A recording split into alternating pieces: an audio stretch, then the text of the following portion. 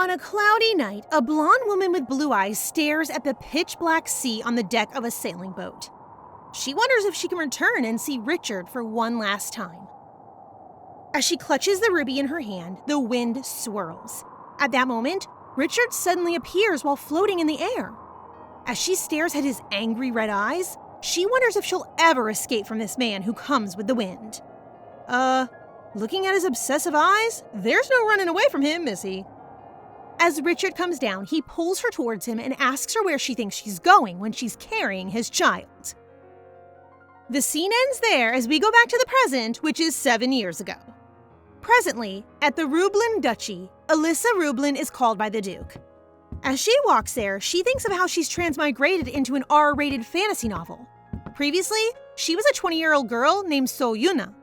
After dying in an accident, she wakes up inside Elisha's body, the villainous mother of the second male lead in the novel called Birdcage. In the novel, Elisha is an orphan. Deprived and desperate for love, she was obsessed with her husband Richard, who ended up killing her. Fortunately, she still has more than 10 years left before the day she's supposed to die. Until then, as the current Elisha, she'll make sure she changes her destiny and avoids dying. As she enters the office, she meets the current Duke of Rublin, Albert Rublin. He tells Elisha to marry his grandson, which is the reason why he took her in. Elisha wonders why he picked her when she's just an orphan from a Viscount family. So she concludes the Duke must have something he specifically needs from her. Oh, MC has great perception. As the Duke rambles on about women and giving birth, the butler comes in with a priest. He informs him that Richard is running late because he encountered a pack of thieves on his way down the mountain. The Duke knows Richard is just stalling his marriage, so he proceeds with it and orders Elisha to sign the marriage certificate. Wait, how old is Elisha? She looks so young. Elisha signs after assuring herself that her ending will be different. As long as she doesn't give birth and obsess over Richard, everything will be okay. After that, Elisha is escorted to a big, luxurious room. As she's about to fall asleep, she hears something creak and a boy with dark hair and red eyes appear. Finally, the husband appears. The boy sneers at Elisha before he walks to the door. Finding it locked, he punches it in anger. By now, Elisha guesses the kid is Richard. As the wind picks up inside the room, she realizes it's the power of Rublin.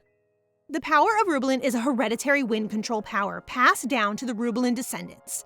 Just like Richard, their future son, Hannes, will also be born with that power. Richard gives up banging on the door and lies down on the sofa. Elisha tries to introduce herself and their new marital status, but he ignores her, annoying Elisha. I sense haters turn to lovers trope? The next day, Richard demands the Duke to cancel their marriage, but Duke Rublin refuses and asks him for his reasons. Ultimately, the Duke tells him to just stay with Elisha until he comes of age. If they have children along the way, even better. After that, Richard can marry whoever he likes. Richard angrily unleashes his power, but the Duke isn't threatened. Instead, he warns Richard to uphold his duties as the successor of the Rublin household. It's only right he continues the family line. Richard argues how he never even wanted the title and how he's not interested in Elisha at all. As it turns out, he's surprised to see Elisha there. Uh-oh, haven't you heard the saying that a happy wife is a happy life? Elisha ignores him and greets the Duke. After commenting on Richard's absence during breakfast, the Duke tells him they can get to know each other by sharing a room, but Richard refuses this and leaves. The Duke ignores him and gives Elisha a book about the qualities of a good wife. Wow, what a decent human being. Starting tomorrow, he wants Elisha to study the contents diligently with the tutor. As night comes, Elisha is escorted to Richard's room again. Seeing him on the sofa, she remembers his unpleasant interaction with the Duke. The phrase, "the enemy of my enemy is my friend," comes to her mind, and she decides to ally with him. She tries to greet him happily, but Richard silences her. Giving up, she walks towards the bed while Richard sneaks a look at her. After that day, Elisha's classes begin. From manners to etiquette rules for a duchess, Elisha has been busy learning how to become a good wife. Fortunately, she has free time after classes, so she usually spends it in the big library reading books. I envy their library so much. In general, Elisha's been enjoying her day-to-day life, but one major problem is her relationship with Richard. To achieve her goal, she has to make Richard her ally and agree to divorce, but so far, Richard has been ignoring her. As Elisha glares at him on the sofa, Richard tells her to just go to sleep. Elisha tries to convince him to sleep in the bed, promising she'll only hold his hands and sleep. He sneers and asks if it was the Duke's idea to try and seduce him. As they bicker, Elisha remembers about the 4 houses that contributed to the founding of the Arencia Empire. Rubelin of the Storm, who controlled air, Kairat of the Red Flame, who controlled fire, Esther of the Forest, who controlled earth, and Seriot of the Sea, who controlled water. After the empire was set, a discussion on who would be the emperor arose. House Kairat and House Rubelin stepped forward.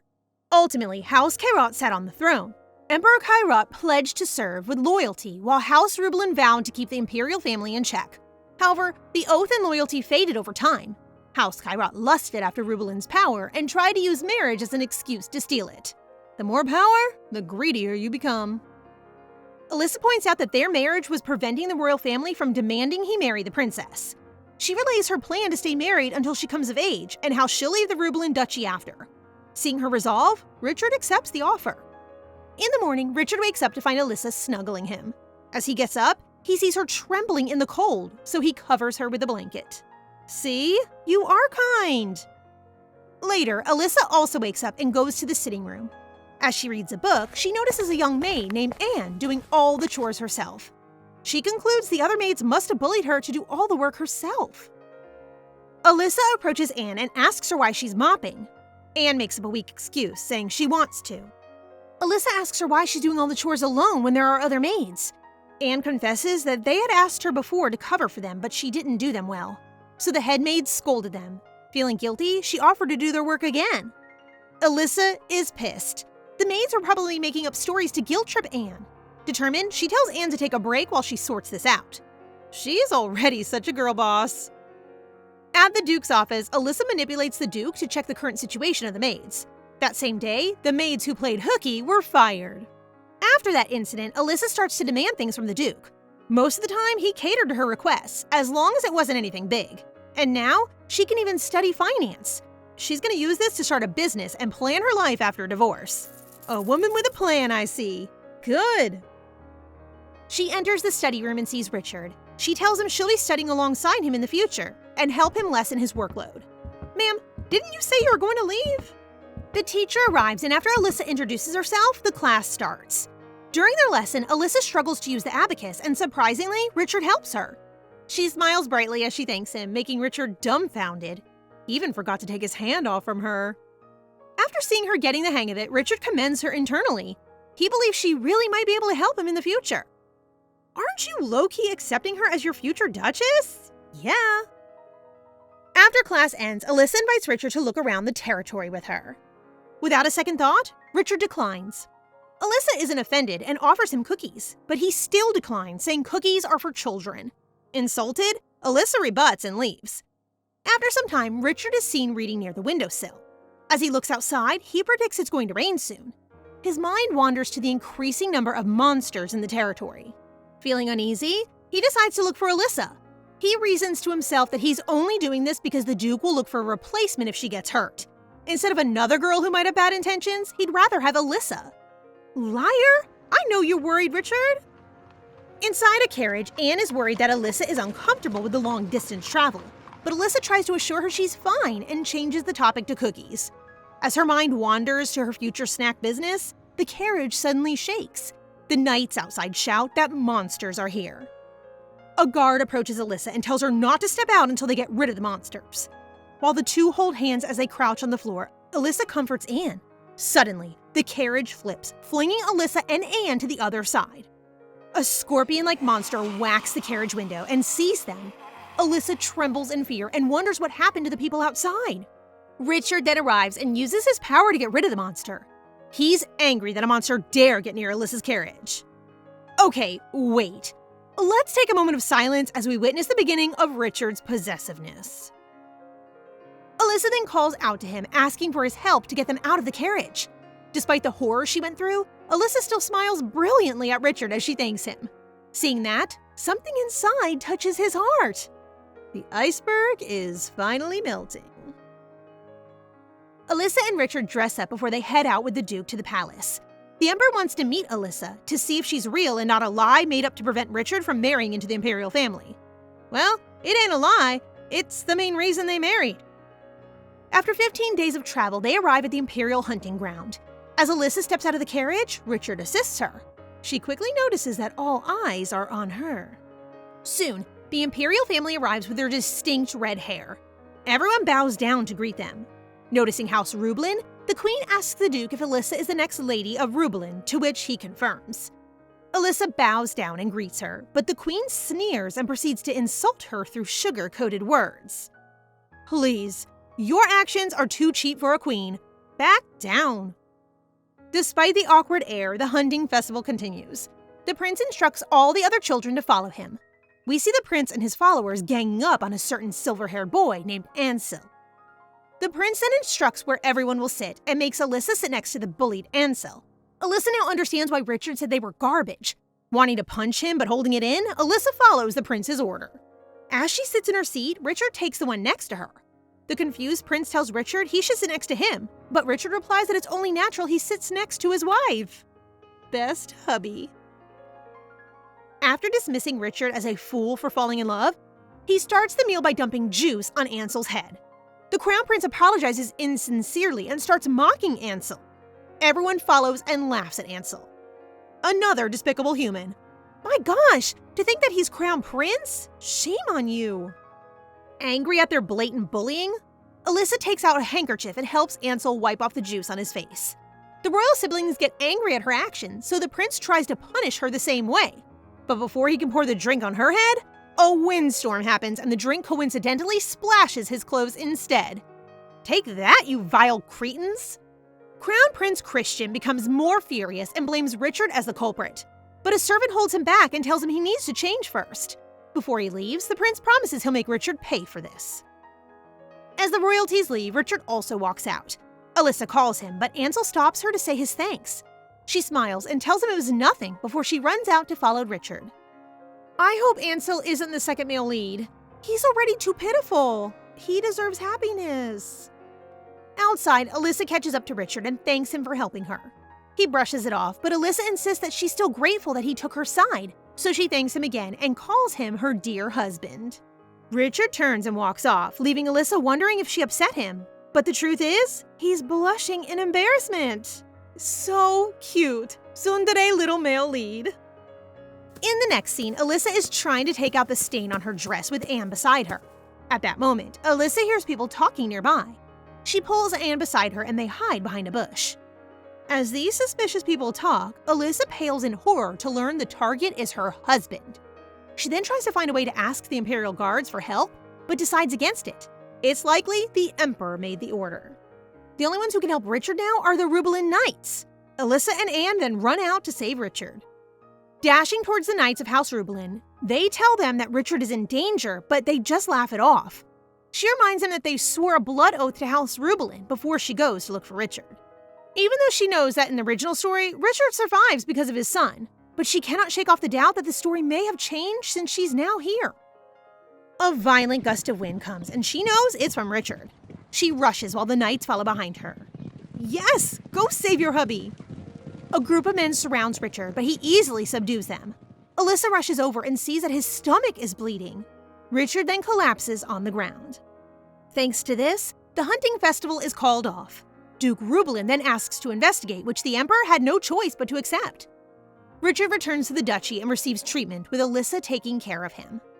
A trembling Anne comes and tells Elisha that she saw the man who tried to kill Richard in the Duke's office. Wait, what? Elisha is surprised that the Duke planned all of this just to show everyone how strong House Rublin is, at the expense of his grandson Richard. Trembling in anger, Elisha tells Anne to keep this a secret. Richard later wakes up to see Elisha taking care of him. She then tells him the shocking truth she learned, but he tells her that he already knows this, since this is not the first time it happened. Still, the Duke made him a successor after his dad died, so he plans to put an end to House Rublin. Elisha now understands Richard and why he acts like so. She tells him he can count on her as she holds his hand. In another scene, Marquess Felice is having an audience with the Emperor about the recent incident. With the Emperor feeling threatened by Richard, the Marquess suggests to get rid of him.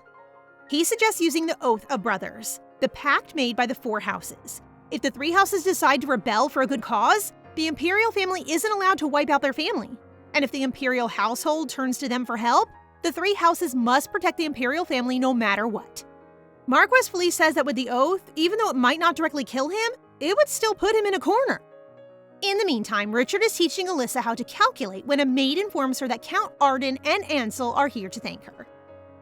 Richard is feeling annoyed that Elisha has to get dressed up just to meet Ansel when she should be focusing on him. He even barges in on their meeting and pretends to be dizzy. Someone's feeling green. Oblivious to this, Elisha excuses themselves. Before they leave, Ansel hands them an invitation to a party at their manor. Elisha thanks Ansel while Richard grits his teeth in jealousy. Later in the evening, Richard tells Elisha not to get close to Ansel, which she misunderstands as something else. Not wanting to explain himself, he tells her to just go to sleep. While Elisha is deep asleep, Richard pokes her cheeks and tells her that if she's going to be by his side, she should give him her undivided attention. Eee! In the carriage, Elisha thinks Richard is cute. He tagged along to the party with her after saying he wouldn't. He's such a tsundere. As they arrive at the Ardens' estate, Richard holds his hand out to Elisha and tells her he'll be escorting her. Elisha is surprised with Richard's recent behavior towards her, but she welcomes it happily. The three of them, yes, the Duke was there, enter the banquet hall with everyone's focus on them. Count Arden quickly approaches to welcome them, making some nobles follow suit. With their attitudes doing a 180, Elisha concludes they must have changed after knowing how powerful Richard is. This must have been Duke Rubelin's goal all along. After Count Arden makes a toast to officially start the party, Elisha and Richard are escorted to a different building for the younger people. As they enter, the others immediately show their hostilities, most of them the Crown Prince's lackeys. Ansel appears and greets him happily. Elisha shoos him away since he's busy.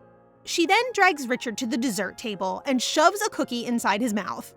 They're starting to get familiar with each other. So sweet. As she eats, Elisha feels pain in the back of her feet thanks to her new shoes. She decides to go out to the balcony to rest. Richard tries to ask where she's going and notices her limping. As Elisha enjoys taking a break outside, she hears others talking about the Crown Prince and Richard's conflict. They even talk about Richard's illegitimacy and his rumored shady origins. As they laugh, Elisha comes out to reprimand them, but they mock her for being married to a monster. Instead of getting mad, Elisha answers them that she loves being married to Richard. Aww, perfect wifey over here. A silver-haired girl speaks up and tells Elisha she's being cocky. Elisha immediately recognizes her as the Crown Prince's fiancée, Rose Felice, the future stepmother of the male lead. They immediately use her status as fiancée to make Elisha bow down, but she refutes them, saying it is Rose who should pay respect since she's still a Felice, while she, on the other hand, is already a Rublin. OMG, that shut them up? As Elisha walks away, she finds Richard looking for her. Seeing her trembling, Richard holds her hand and calls the petty kids vermins. As they walk out, Richard tells her she can just ignore them in the future. He's used to all their nonsense anyway. Elisha gets mad and refuses to stay silent. Since she decided to be on his side, it's only right for her to defend him, and vice versa. Richard feels touched. It's the first time that someone stands up for him. Aw, you guys need each other. Crouching down, Richard tells Elisha to get on his back. Elisha hesitates at first, but does as she's told, wrapping her arms around his neck. Richard then walks with Elisha on his back, both blushing after their talk. After the banquet, there is a brief peace that Elisha certainly enjoys. She is on her way to the library when she happens to look out the window. What greets her is the view of various men training outside. And did I mention that most of them are shirtless? What a view. I don't blame Elisha at all for her blatant staring. Her ogling is interrupted when Richard's voice comes from right beside her, making her jump. For a second, our lead forgot that she's married. He asks her what she is doing, and she quickly explains that she thinks that sword fighting is cool.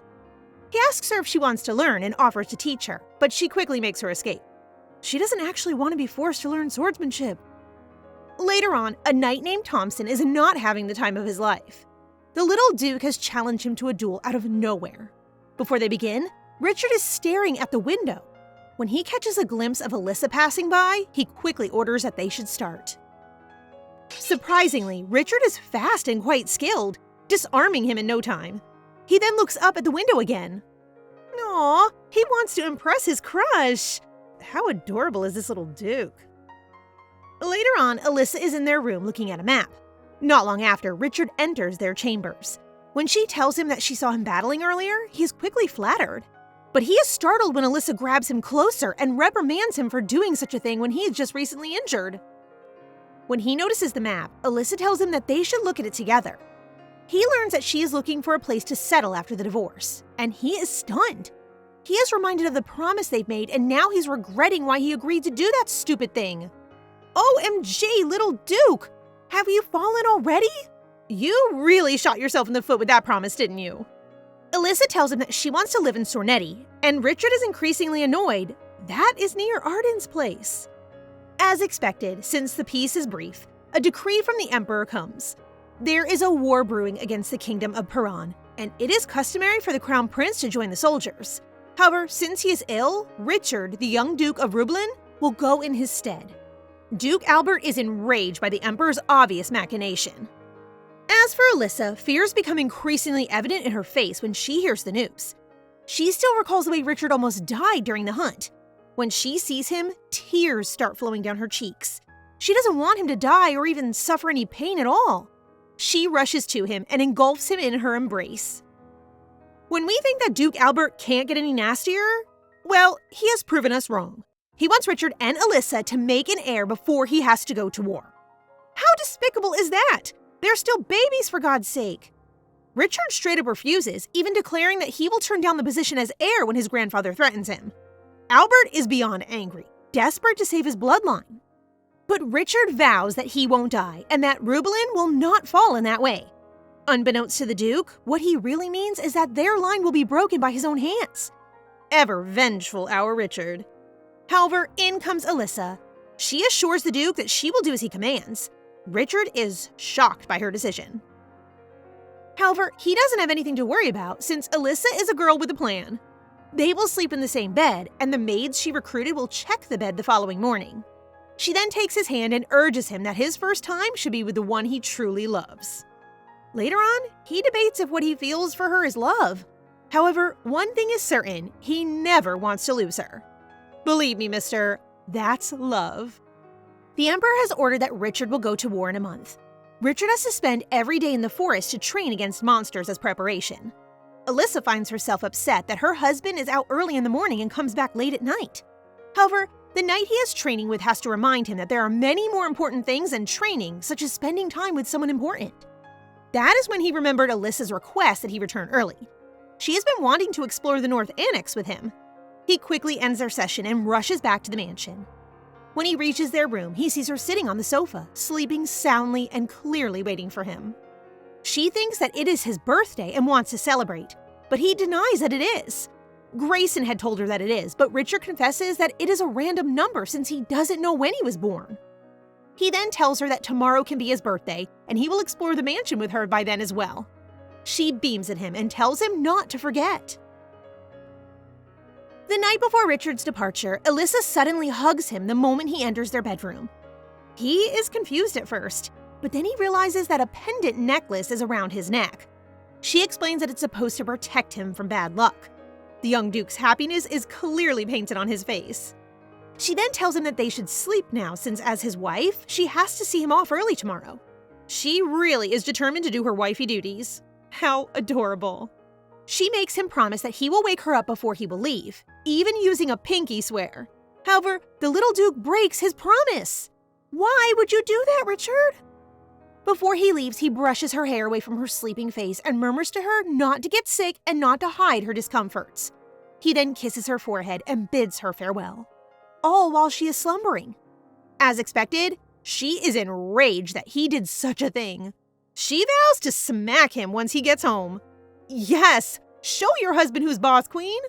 However, despite her rage, she still hopes that he has a safe trip. Once Richard is no longer present in the mansion, Elisha instantly notices the changes. The maids and even the Duke are now treating her coldly. They no longer listen to her. Good thing Anne remains by her side. When she returns to her room, she sees two maids stealing some of her necklaces. She even hears one of them speculate about the 15-year-old Richard's survival in the war. She predicts that once he's dead, Rublin will fall. Elisha is fuming when she slams the door open, startling the thieving maids. She orders that the one who was speaking ill about Richard and the family be kicked out. Our little lady has fangs. Never speak of her husband like that again. After a month, Elisha holds on to hope that Richard will prevail despite others believing otherwise. She knows how strong he is, and to prove her right, Anne comes barging into her room to announce that the little Duke has won his first battle. Duke, Albert, and Elisha attend the Emperor's birthday party, and Elisha has a determined look on her face. She recalls how suspicious it is that just a week after Richard's departure, the Crown Prince, who was ill, has recovered and is lively once again. How dare this guy attend a banquet when her husband is on the battlefield? She will take the cookie jar away from him for sure. It soon becomes noticeable how the noble's opinion of Richard has changed because of his victory. Prince Christian is not at all happy about that, especially since he is now being compared to him. Suddenly, he catches sight of Elisha, so he smugly approaches her. When she greets him with a bright smile, he realizes just how pretty she is. She inquires about his health, and he explains that as a son, he should be present on his father's birthday. She then begins talking about false rumors that he pretended to be ill since he was afraid of the battlefield. The prince is outraged, but Elisha tells him that she must have heard the rumors wrong. The prince then arrogantly declares that he will join the reinforcements this time. The moment he utters those words, Elisha knows that he has fallen into her traps. Our little lady is quite devious. When it is their turn to greet the Emperor, Elisha takes that moment to reveal that the prince has announced that he will go to war as well. The look on the Emperor's and his wife's face can only be described as utter shock. Due to the Crown Prince's arrogance, they have to send their son to the battlefield. Later on, Elisha gets to have an aide named Agwil. With his help, she is able to send letters to Richard. The war with Paran is taking longer than expected, and it has been 7 years since it began. In the mountainous, cold regions, a mature and grown Richard reads another letter from his wife with a smile on his face. He is interrupted when Sir Thompson informs him that a man has been sent by the Emperor. A grand feast is to be held there for them. When asked what other things he would like as compliments, he outright tells them that all he wants is to go home. Someone is clearly missing our little lady. I wonder who it is. Richard is not the only one who matured. Elisha has been managing Rubelin's affairs ever since the Duke fell ill, and she is doing it like a boss. The people of their estate compliment how much her wisdom has helped them move forward. The meeting, however, is disrupted when a knight enters to announce that the war has been won, which means that Richard is returning. Pure joy instantly bloomed on Elisha's face. The couple will be reunited at last. Later that night, she thinks that although his personality is still as blunt as ever, much of his appearance must have changed. She wonders how he looks now. Her musing is interrupted, however, when the wind picks up. Through the balcony, Richard steps in. And my God, he grew up into such a gorgeous man. It's like he's from heaven. She remarks that he arrived earlier than expected, and she takes his hand and leads him inside. The way he is looking at her is so knee-buckling that it should be illegal. She is about to sleep on the couch, but Richard says that he won't eat her. Mister, what are you saying?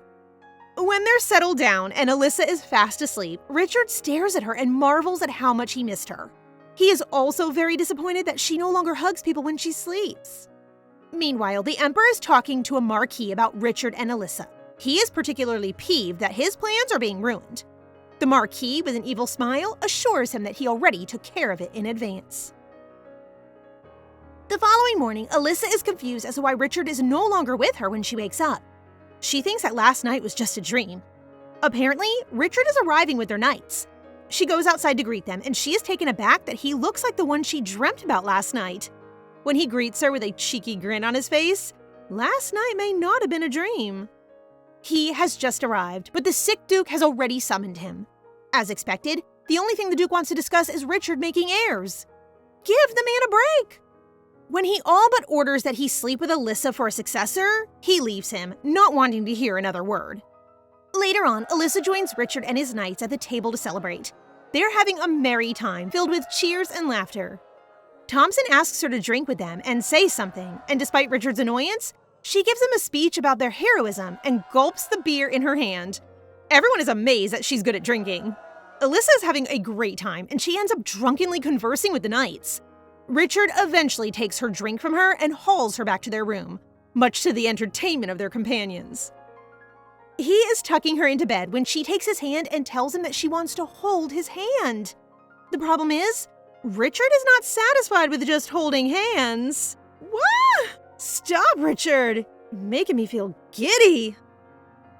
The next morning, Elisha suffers the consequence of drinking too much. She is instantly embarrassed by the way she behaved last night, especially in front of Richard.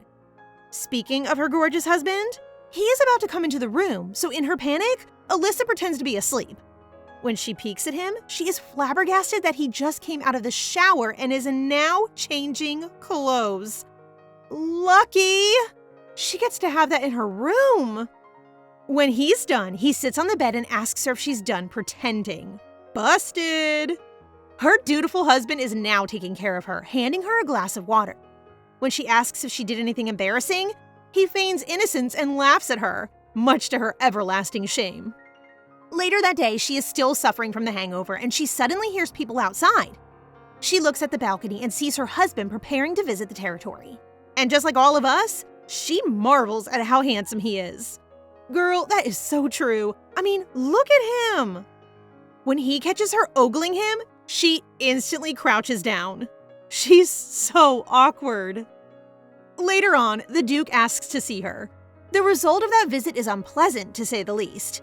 He wants her to seduce Richard or else he'll hurt the people she cares about. Ugh! How dare you! After all she's done for your territory, you do this? Ungrateful. She enters their room wearing a sheer nightgown, feeling horrible. She also recalls that based on the age of Hannes in the novel, he is to be conceived around this time as well. Richard arrives and sees the state she's in. The look in his eyes is so intense that she starts shivering, but she does not expect a blanket to fall on her shoulders. Richard tells her she'll get cold. He makes for the balcony, and before he flies away, he tells her not to mind the Duke's words. As she watches him leave, she decides that she must divorce him soon. Richard, for the past week, has been leaving every night, only returning once she is fast asleep. Elisha confronts him to say that they can have separate rooms if her presence has made him uneasy. She explains that it is inconvenient to him, but he denies it. Unbeknownst to her, he wants to keep their arrangement because he can admire her while she sleeps and lay with her. Aw, Richard, tell her how you feel already. She instead asks why he's always going out.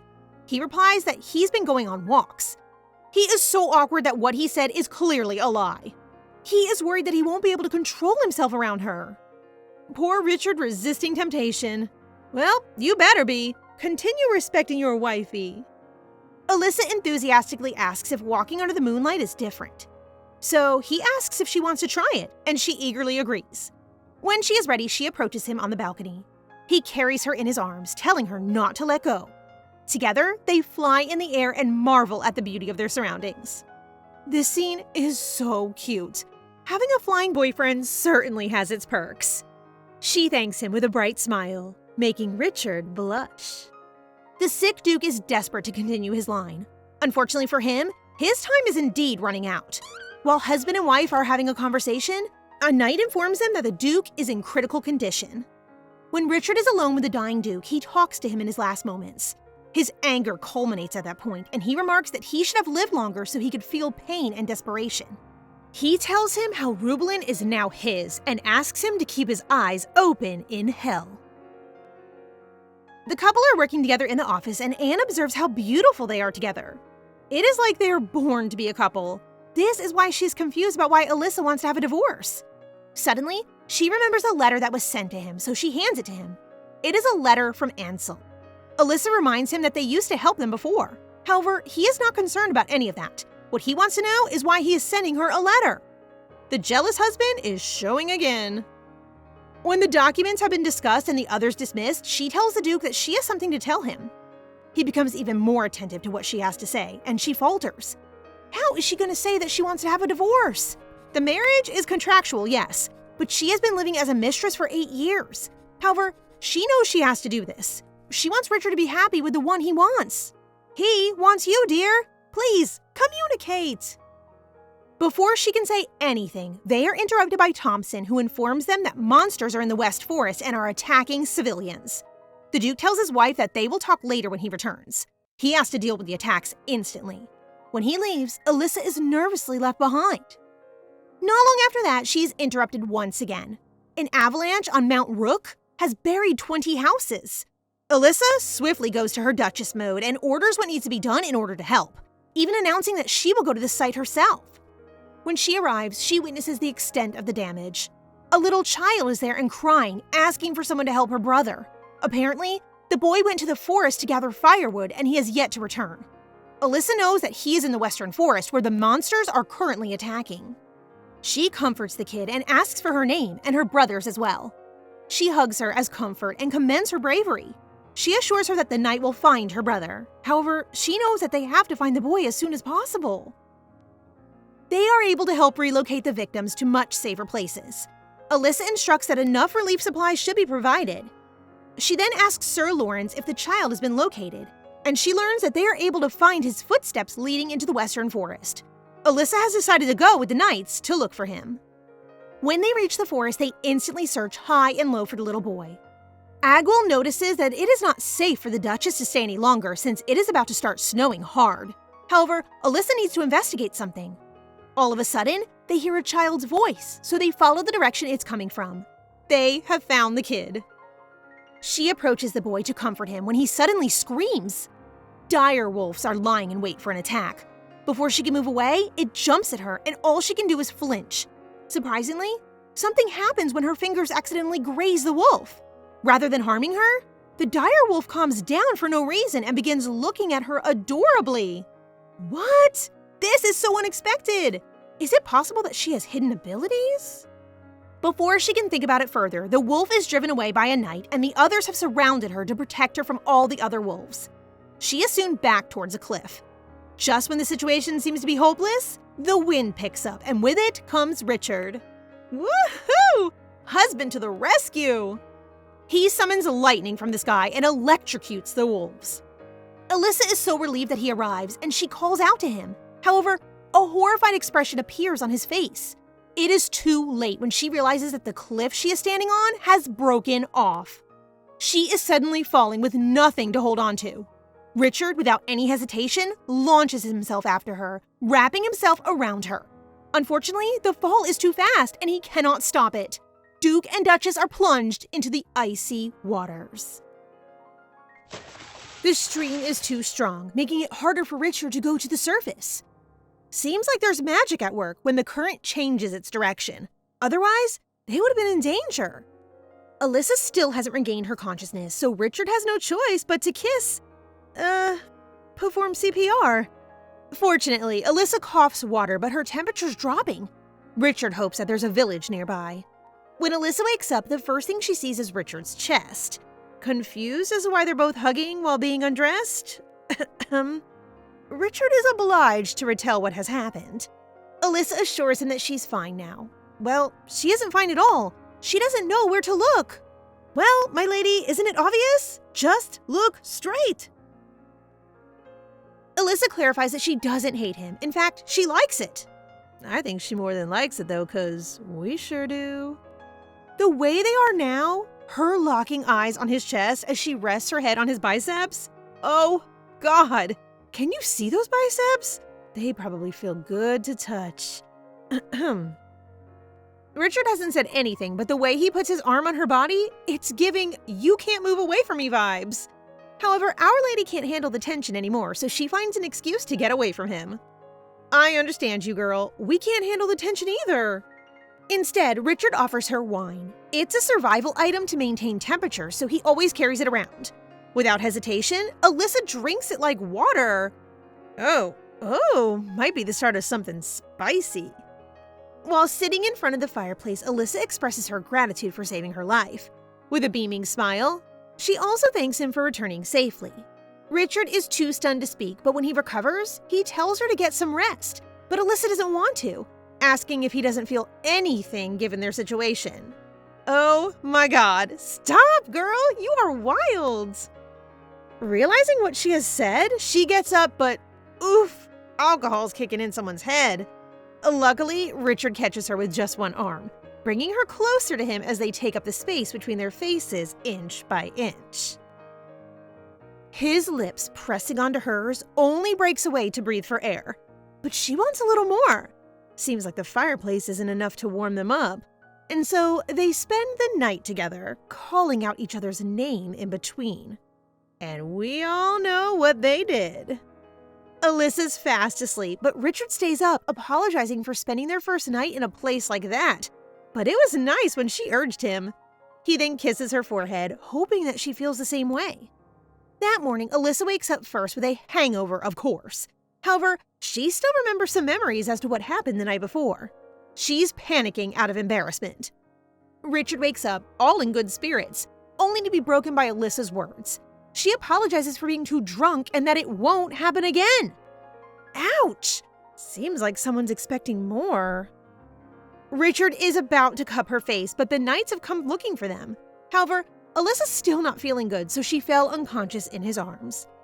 That day, she dreams of her other self choking on her, saying that she has to get rid of the original plot or she'll end up dying like the original Elisha.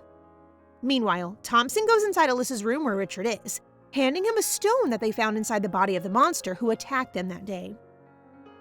The Devil's Soul Stone grows only inside the canyon of the northwest land of the Rubelan territory. If someone touches and absorbs it, it will slowly erode their souls and take their lives. For Richard, it only means one thing. Someone brought the Soul Stone from the tainted land and sprinkled it all over their territory. And so, Richard decides to investigate the canyon. There, soldiers already lost their minds. Richard pierced through their chests not to let them suffer any longer. As they go further inside, they find the Lake of Purification, which is said to contain the power of Arian. It is said to block the evil energy of pollution. Suddenly, a monster in human form with a menacing aura slowly approaches them. Richard warns the monster, but it keeps on advancing. He has no choice but to take it down. Just then, it speaks. This monster has been waiting a long time for his desire, referring to Richard himself. After that, Richard thinks that this monster is somehow familiar. However, things only get worse. Richard suddenly feels pain poking right in his chest. Oh no, our Rich! Back in the mansion, Alyssa is more anxious after that dream she had. She then starts asking herself if Richard will still treat her the same way. Being hurt by what she thinks is an unwanted relationship. She realizes that it's not different from the original. What if he hates her? Suddenly, the servant comes in bringing bad news about Richard. She quickly stands and rushes to find him. The servant informs her that Richard fainted in the cave, but he is now safe and will soon reach the mansion. Outside, she hears people talking and sees Richard. She calls out his name only to walk right past her, coldly telling her that they'll just talk later. That small interaction makes her think that he must really hate her that much. Shortly after, in Richard's room, he takes off his shirt as his body's covered with dirt, saying that he almost got Alyssa's dress dirty. Also, he intended to hug her as soon as he saw her as usual, but he remembered what Thompson had told him. It would be better to temporarily avoid contacting others since the bad energy that clings to him would easily be transferred to weak people, like Elisha, for instance. No, how thoughtful of him. And so, he decides to keep his distance from her for a few days. Moreover, he is still bothered by that monster in the cave. Normally, he would have just let it go, but this time, he feels so insecure. Moments later, a broken badge has been found near the cave, and the back of it is engraved with Viscount Lox's picture. The Viscount Lox family is a famous one who's on the Emperor's side. To be specific, they are famous as Arryns who follow the order of Marquis Felice, the family-in-law of the Emperor. Simply put, they're now targeting Rubelan as a whole. He then decides to visit the Viscount together with Elisha in 3 days. Meanwhile, Alyssa's spacing out in her room, overthinking about how Richard is treating her for days. Anne cheers her up, saying that she doesn't have to worry about Richard since he's a very strong person. Alyssa smiles and informs her that she will have a meal at the restaurant tomorrow. She then goes to the dining hall to eat, but the butler tells her about Richard's condition, so he won't be eating with her as of the moment. Alyssa understands, but still, it feels empty and sad. That night, she goes inside his office and talks about what happened between them last time. For her, it was just an accident, and since they're a married couple, it's not a big deal, so he shouldn't worry about it too much. No, Alyssa, no! That isn't the case here. You think you are assuring him, but no, he's now hurt. Apologize to our Rich now. Richard grits his teeth and coldly responds that she shouldn't be worrying about it. He then walks past her for the second time to open the door, asking her to leave since it's still dangerous to get closer to him. When she takes her leave, he closes the door and sits on the floor holding his head, badly hurt about what she said. I feel bad for him. What's the point of saying that she doesn't mean it only to hurt herself? And not only that, he's now doubting everything they did together. When will she love him? Since that day, they haven't had time to meet and talk. They even ride in different carriages. Anne notices that she looks rather pale, but Alyssa just assures her that she's fine. On their way to the capital, Alyssa can't help but to feel like she'll never come back to the continent. It's just, she really has to leave. Fast forward, it's been half a month since she started to come to the capital, but during that time, she's having carriage sickness and fever.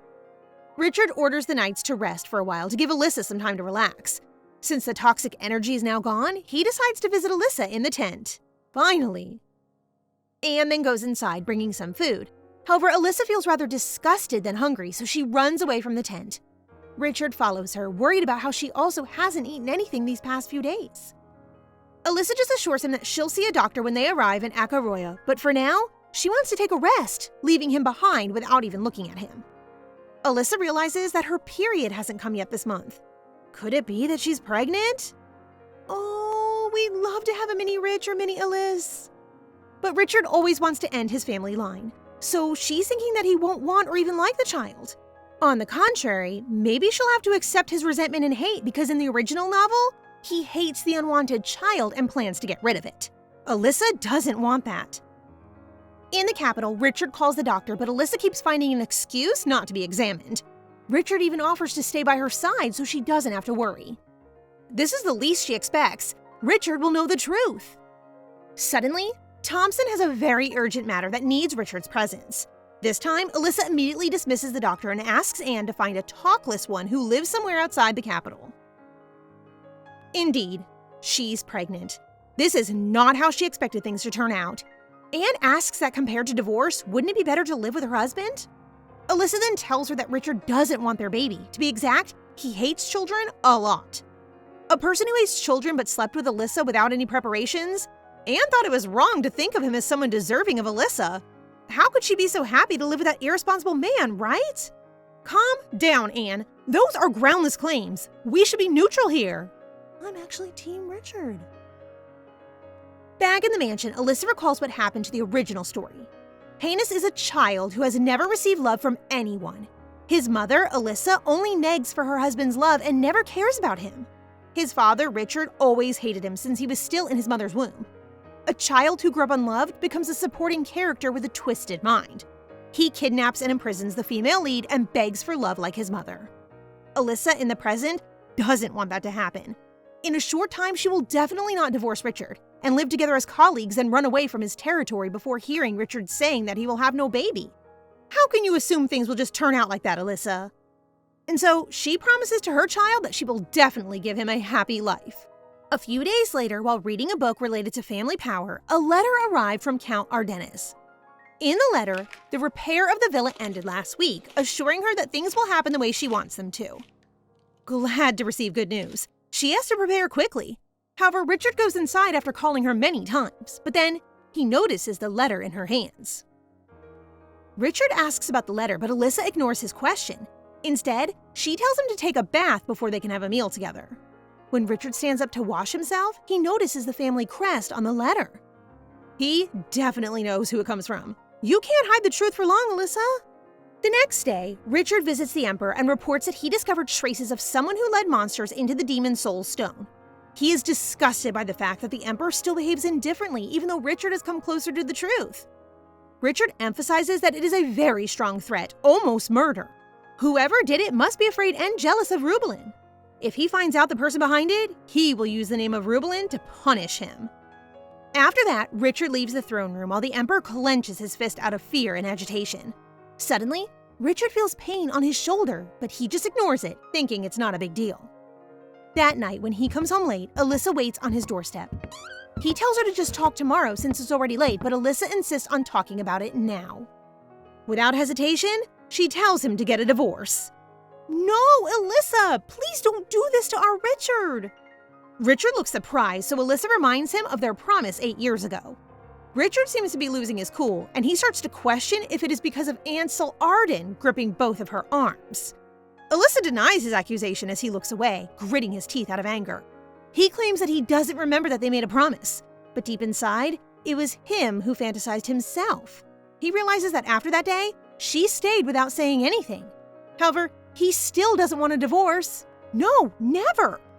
He holds her head with both of his hands while looking straight into her eyes, angrily declaring that she is his wife, the mistress of Rubelin, now and forever.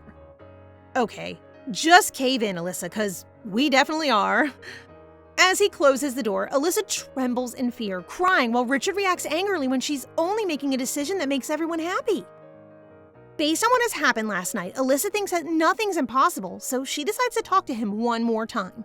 But Richard goes in the room and asks to go outside to get some fresh air, scratching the back of his head. This shy side of him is top tier. He looks so cute and, well, less like a villain. When he comes back to fetch her, he's mesmerized by how beautiful and elegant she looks. But well, it goes both ways. She's also staring at him as if she's looking at an art. They're a perfect couple, y'all. In the carriage, Richard doesn't say anything and just looks outside. Richard is so different from the original. He accepts her as both a family member and a friend. No matter how uncomfortable he feels, if she's tired or in pain, he always gets worried. He even refused to divorce. The possibility that it is due to the relationship between them being different from the original is very high. Yes, Elisha, that's exactly the point why you shouldn't leave him. The future is not divorce, but a family. She suddenly fell asleep after thinking about it too hard. Richard notices it and lets her rest on his shoulder. However, in his mind, he keeps asking why she always intends to leave him. They've lived apart for 7 years, and it's not long since they've lived together. But she only remembers the promise from 8 years ago and always wants to leave him. But now, he can't live without her, hoping that she'll always be by his side. Now this is what we're talking about, Elisha. Surrounded by sakura trees blooming beautifully, Elisha now feels a lot better. A lot of families also visit the place to have a picnic. Seeing a child on his father's back, Elisha asks Richard if he ever thinks of having a child. No need to ask, it's already in her. Because of Albert, Richard doesn't want children, but he doesn't hate them at all. He hears that pregnancy and childbirth are a very tiring process for women. Looking at Elisha's small and weak body, he can't just let her give birth and endure a painful process. If Elisha doesn't want a child, it's still fine. So he tells her that he has never wanted a child. Really? We don't know who to poke here. They both misunderstand each other all the time. However, he's about to say something, but he's cut off when Thompson stops a kid from greeting Elisha. Elisha just waves at the kid as Richard asks her to go back into the carriage. Elisha confirms that he doesn't want it. She knows that he has to leave. Confirm what, Elisha? We're so close to smacking you both on the head. Elisha isn't selfish to her own hopes. She completely understands what Richard has been through growing up, so it's quite understandable on his part. And if she can't get a divorce, then she'll just run away. Anne brings the pregnancy medicine at hand. Suddenly, Richard approaches from behind and asks Anne to leave.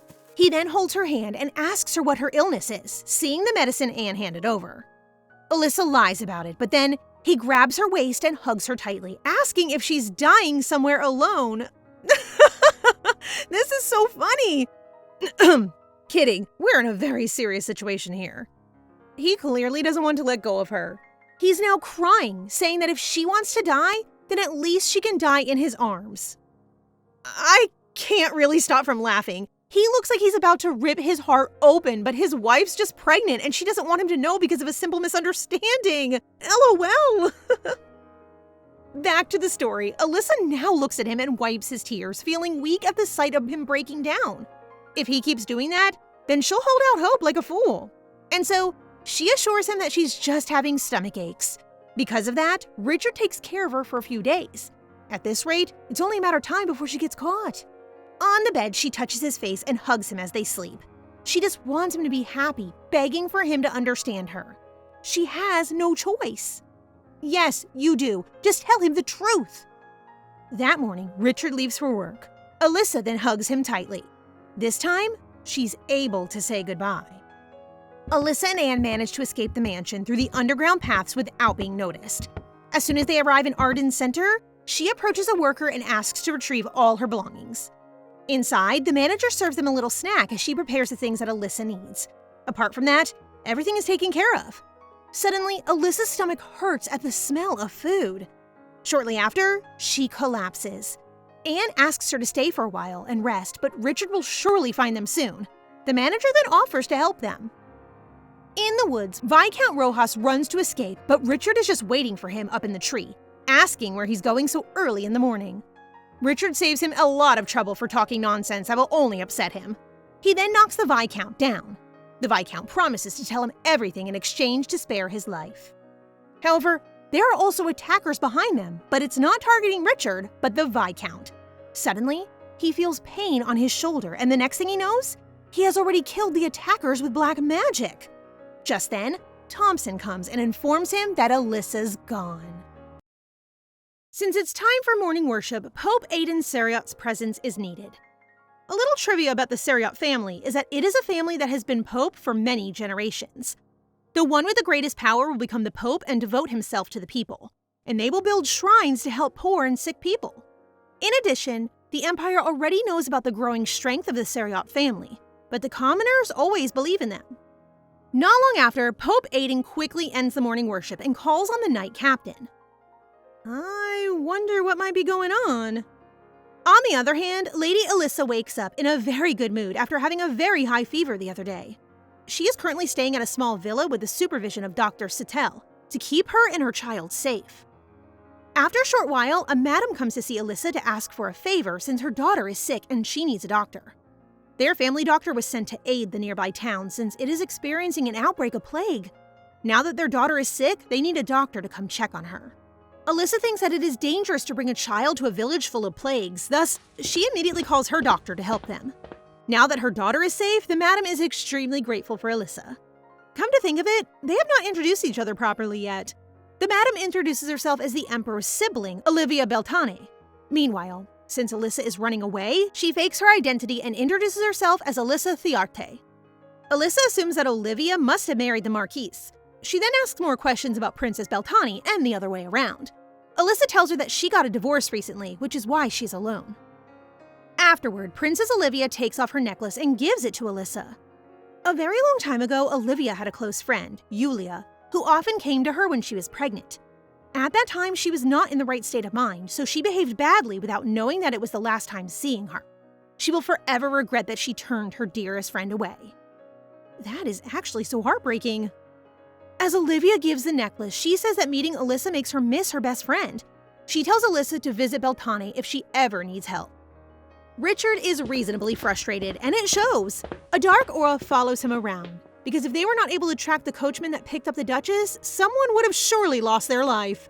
After finding out Elisha's whereabouts, Richard's knight warns him to admit he is wrong, even if he didn't do anything. Indeed, take note, Richard, she is always right. A motto that most respectable gentlemen follow to ensure a happy marriage. Not long after, they reach the location quickly where Elisha's driver dropped her off. Richard immediately demands to meet with the manager in order to find her right away, causing the attendant to scurry away and do as he says out of fear. However, the manager is not familiar with a blonde-haired woman named Elisha. Richard asks to take a look around the place and find her by himself. After turning the place upside down in their search, they were unable to find her. Instead, all he discovers is a farewell letter that Elisha wrote. There is also another letter sent 2 days ago with her signature. Meanwhile, Elisha's maid Anne is wondering why Richard hasn't come yet after sending the letter informing her where they are currently staying. They will be transferring to a new place by boat soon, so he needs to catch them before she can run away again. She was the one who sent the second letter indeed. Well, I can't really blame her because her mistress was in a delicate condition. Luckily, everything is going according to plan because the branch manager allows Elisha and her maid to ride the boat instead of the carriage, so they are able to run away faster. Before finally leaving, she wants to take a rest for a bit in another room since she's kind of tired. However, no matter how tired she is, Elisha isn't able to sleep immediately because she feels uncomfortable. In that case, she decides to go to the sun deck to get some air. Her mind wanders off back to the life she left behind. She actually hopes to see Richard again someday, even if it's for the last time. Even if they have been together for less than a year, the image of him is still clear in her head. Elisha, make up your mind! Your husband is going crazy looking for you as we speak. At that moment, she feels the wind around her pick up abruptly.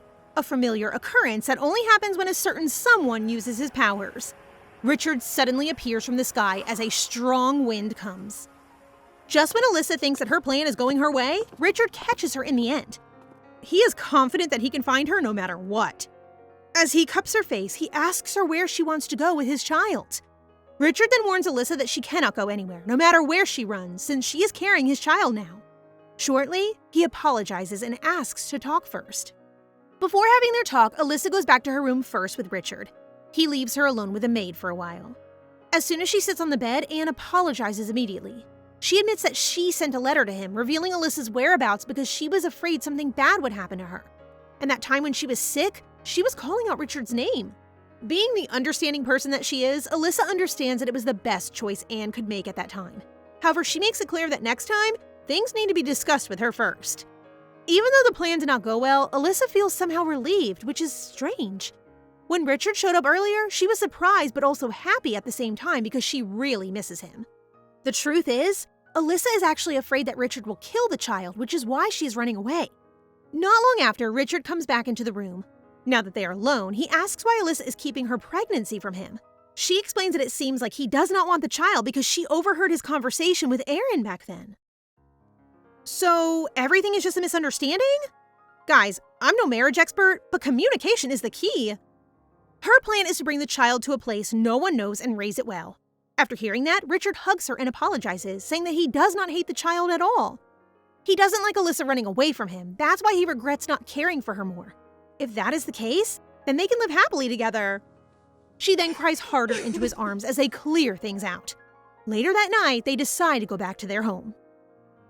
As soon as they are back home, Elisha apologizes to everyone for causing them to worry about her.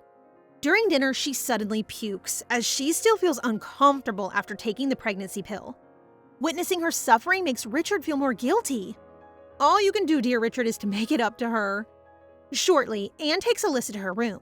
Meanwhile, Richard's knight advises him to become his wife's power and say some words of affirmation to her for being a mother. Richard gets more advice on how to become a better husband and father. Even if he's not used to those types of things, he is willing to do anything for Elisha. Yes, as he should! You got this, Richard! Later that night, Elisha is about to go to bed when she finds flower petals on the floor and the whole room is filled with romantic vibes. Suddenly, Richard shows up with a bouquet of flowers and congratulates her on becoming a mother. Although he is still unfamiliar, he will work hard to become a good father. Oh, that's so sweet, OMG! Besides, it is good for the baby to sleep with the parent, so from now on, he suggests that they should sleep together. Elisha then lets him touch her belly later on. No, Richard, you could have just said that you wanted to be close to your wifey. Even if he can't feel anything since the child is still very small, he talks to her belly with a lot of love for their baby. The next morning, Elisha wakes up and finds herself cuddling with Richard, which shocks her. Momentarily, he wakes up and feels that she is having a fever, so he panics and immediately notifies Anne to call a doctor. She assures him that a light fever is completely normal and there is nothing to worry about since everyone experiences it during the early stages of pregnancy. Elisha feels kind of weird now that Richard is sweeter and more caring to her. She feels like she's really Richard's family now. Later on, while eating breakfast, Richard suddenly puked after taking the first bite of his food.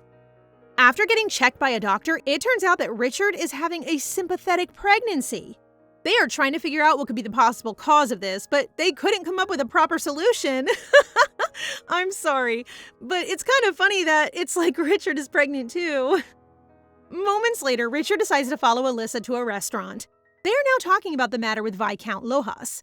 The agenda for the day will be the last interrogation, and if there is no special news, he will release him. He is still quite aggressive and violent in some ways. However, Elisha tries to tame him to calm him down. Her plan is to drag Viscount Lohas to their side instead of killing him, since they will benefit from him in the future. Somehow it is working because in the end he agrees with her alternative plan, which doesn't involve violence. Meanwhile, Pope Aidan's ordered investigation hasn't made any progress yet. As he's in the garden, deep in his thoughts, Olivia comes and interrupts him. They then proceed to catch up over a cup of tea. Flash back to when they were young, Pope Aidan, Olivia, and Yulia used to be close friends. Yulia, despite being a commoner orphan, has always loved and cared for others. As time flew by, Aidan and Yulia fell in love and got married. OMG, what a revelation! However, a terrible accident took place which caused trauma to everyone. 20 years ago, the royal family started to control the Seriot family. Conflicts began to occur frequently, and at that time, there was a problem in the canyon. As Aidan tries to prevent things from worsening, he gets attacked, which causes him to lose consciousness. In the process, Yulia was implicated in treason and ran away so that she wouldn't die. After Aiden miraculously woke up, everything was completely messed up. Desperately, Aiden searched for his wife. Eventually, Yulia came back after being missing for a while. However, she returned as a cold corpse. No way! I can't imagine the pain. Poor Aiden. Presently, Pope Aiden disregards his thoughts about the past and asks Olivia who she will be praying for. She explains that she comes to pray for her family. Not only that, she will pray for her new friend, Elisha. Ansel is waiting for Elisha to arrive in the manor he had prepared for her. However, there's no sign of her presence yet. While waiting, he encounters a man who turns out to be the resident doctor of the area. When Ansel reveals that the person moving into the manor is the only daughter of Viscount Lohengrin, the man is mortified. He told Ansel that Lady Elisha died of lung diseases 8 years ago. What?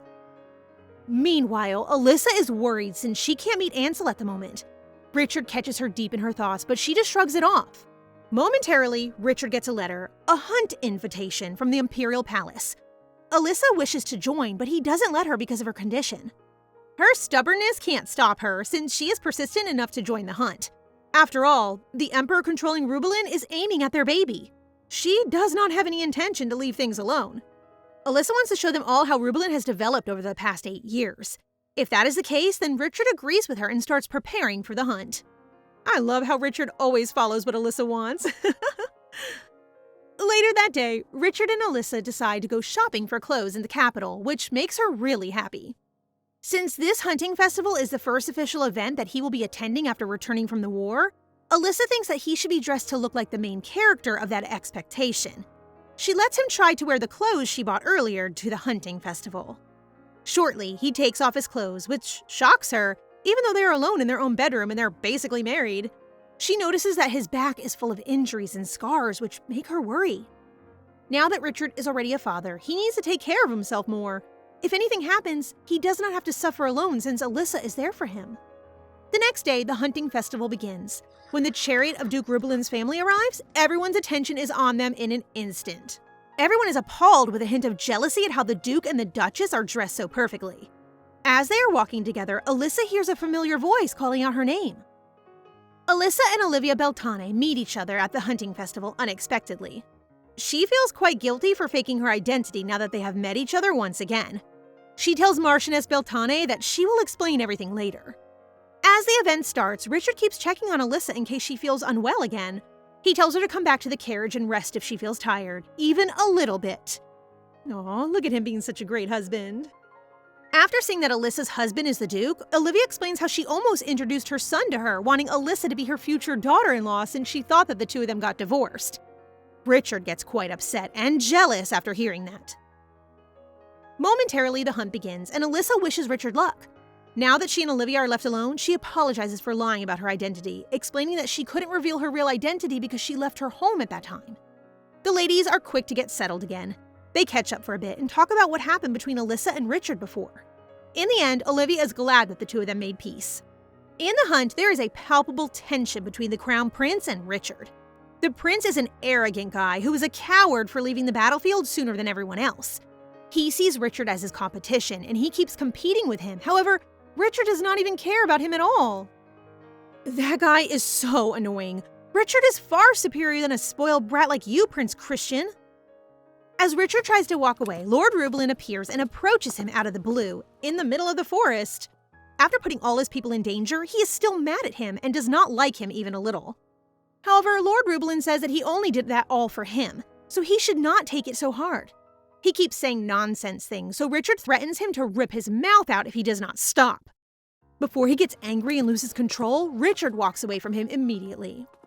The ladies are gathered together at the fine dining table. The Empress expresses gratitude for everyone's presence despite being so busy, thus she offers them a tea that she especially prepared for the ladies.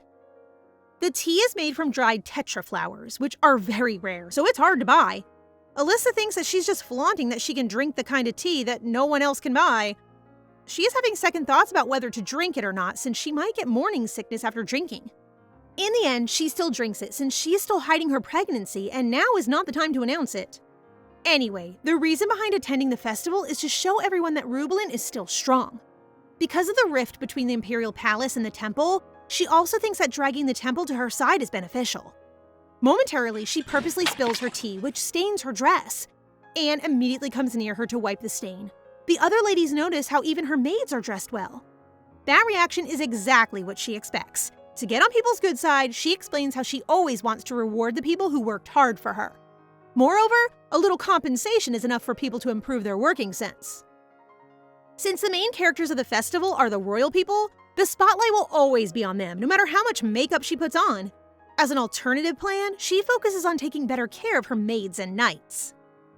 If this thing is spread word for word, many talented people will come because everyone wants to work in a place where they are treated well. That is Alyssa's way to show her wealth. Gosh, she is so brilliant!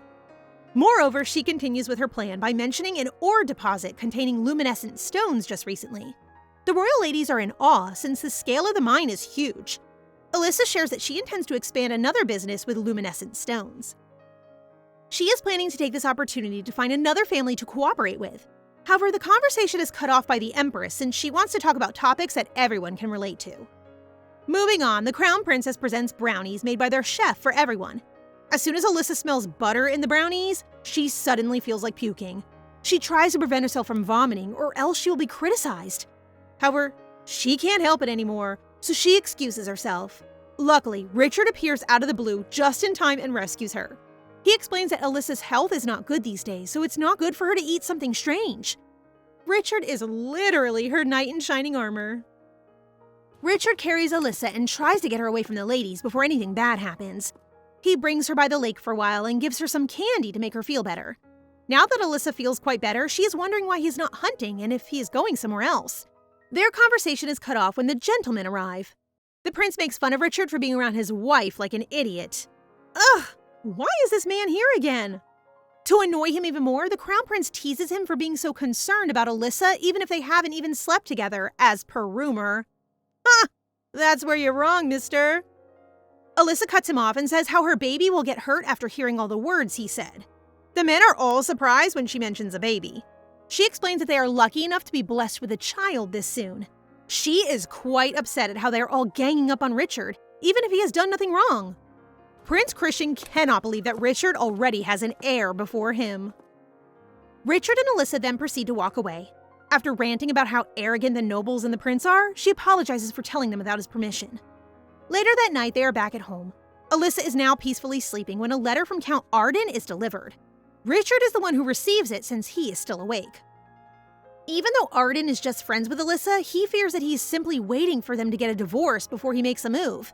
A part of him wants to burn the letter, but if he does it, then she will be very disappointed. Shortly, Elisha wakes up from her nap, so he gives the letter to her. The letter is actually from Ansel. It seems like he has already arrived at the Empire and he needs to talk to Elisha the next day. The following day, while working, Richard is currently preoccupied with his thoughts. He is not listening to his assistant discuss how Count Halos wants to start a luminescent stone processing business with him. Since he is still distracted and unable to focus, he will have to think about it more. He then proceeds to go to their room while reminding himself to stop being so insecure. Richard is quite jealous of Ansel, even if he is just a friend to her. When he sees Elisha wearing a stunning pink dress just to meet him, more jealousy creeps into him. Even though Elisha looks perfect in her dress, he tells her to change her outfit because it is not beautiful. In fact, he is just insecure and jealous. No, don't let your petty jealousy win, Richard. Richard hates the fact that Elisha always shows Ansel her pretty side. Even if this childish feeling is jealousy, there's nothing he can do. She's so pretty that anyone will fall in love with her. Richard, I totally agree. I mean, look at that face. Just gorgeous. He tells her he doesn't like the dress out of jealousy. Tears are slowly rushing down Alyssa's face, flustering Richard. His comments causing his wife to cry. Well, I would cry too if someone said I didn't look good in an outfit I couldn't wear for the next 9 months. At this point, Richard, who's unaware of how pregnancy hormones work, is kicked out of the room. It's all about the hormones, you guys. Richard wants to explain himself, but Alyssa's still currently in her hormonal tear storm. Richard apologizes to his wife by the door, wishes her luck with her talk with Count Ansel, and left after realizing how immature he had been. Poor Richard. Why did he even talk to her that way? While Alyssa's 2 servants help her in getting ready, they continue to discuss why the Duke said those things when the Duchess is actually quite splendid today. One of her attendants, Anne, questions if the Duke might not be aware of the current trends in fashion. He just gets jealous, girls, nothing about his taste in fashion. Despite realizing that she could have overreacted and that he might have just been honest, Elisha is still appreciative of her servant's anger. The Duke caused his pregnant wife so much anguish in the first place, something he shouldn't be doing now when you won't be able to control your emotions. She wholeheartedly agrees that even though their pregnancy was unintentional, Richard is now a parent. That's right, Richard, husband up! As she marches to the garden after getting ready, she stops as she passes by the hallway where Richard's office is.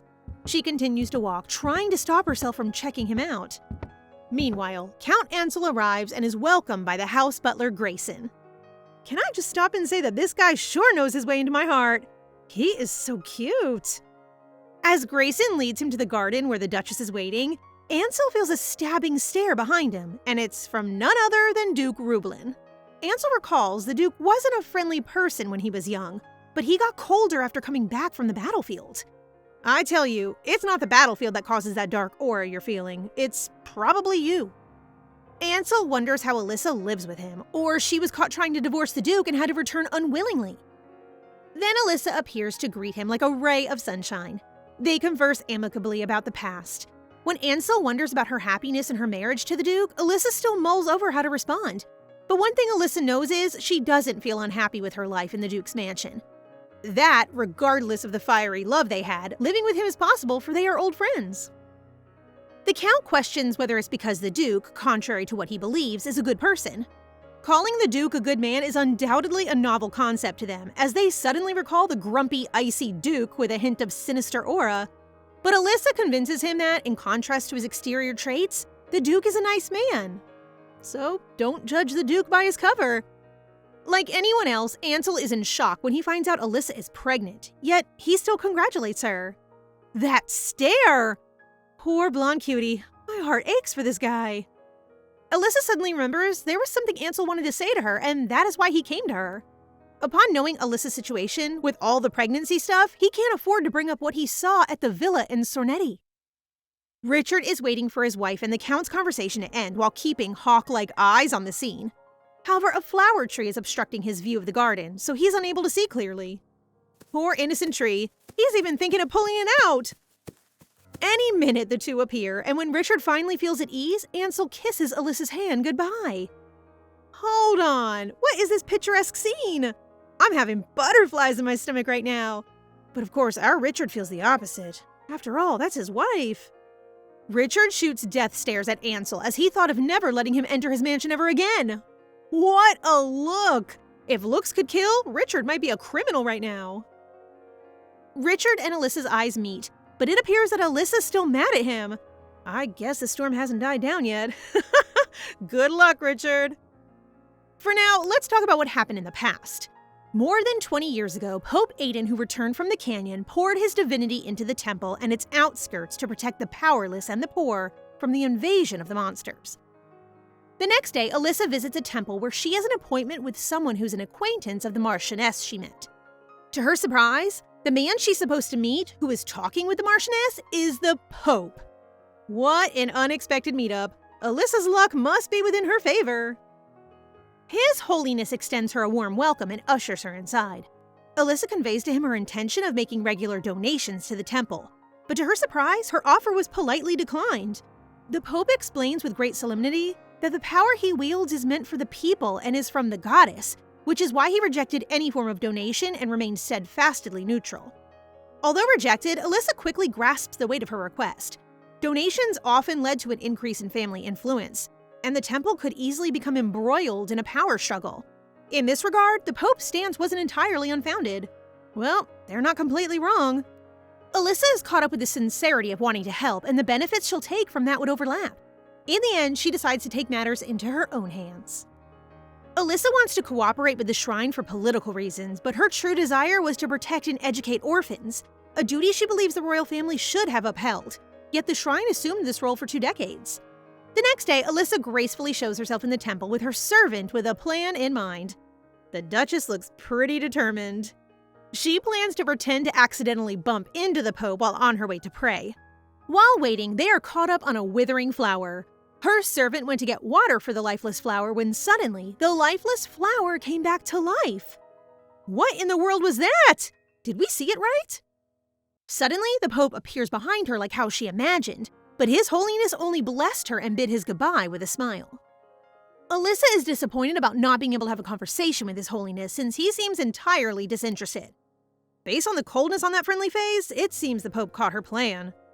But the Duchess won't give up. She's the kind of person who will try 11 times if she fails 10 times. That's the spirit, Alyssa. Meanwhile, the night comes. Richard wants to read a fairy tale for the baby, and Alyssa thinks maybe he thought she's still mad with him. Save the man. He looks too cute when he's in distress. Richard starts to read the book, and Alyssa is out of words because he reads like a log. Ugh, the future daddy is so cute. Alyssa teaches him how to read with life. She didn't think he cares about the baby that much to do this kind of stuff. Alyssa finds him cute and unconsciously touches his face. Alyssa, stop yourself! You're blushing too much! Well, you both are. Embarrassed with what happened, she went to bed, leaving Richard still confused. Following her encounter with Pope Aidan, Alyssa's engagement at the temple grows significantly. She becomes regularly present, frequently offering prayers, tending to the ill at the shrine, and generously gifting presents to the children. Her acts of kindness and her benevolent nature earned her a praise from the temple's priests, who recognized her warm heart. One day, His Holiness unexpectedly witnesses Alyssa in the temple, and her sincere actions spark a profound realization in the Pope. In the shrine, the children eagerly await the arrival of the Duchess. However, they're informed by the priest that the Duchess will not be coming due to her health. The Pope observes their concern and disappointment, recognizing the Duchess's dedication. He contemplates something, dismissing it for the moment. Is he warming up to the Duchess? Meanwhile, in the Kairat royal family, the Emperor and the Empress seek an heir for Crown Prince Christian. The Crown Prince's 4-year absence from his princess is no secret, leaving the throne without an heir. This rumor circulated during the hunting festival, much to everyone's amusement. Who calls this a marriage?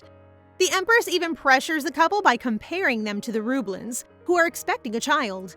The Emperor requests the head maid to find a child with royal blood as a temporary substitute. Seriously? Has the Emperor gone crazy?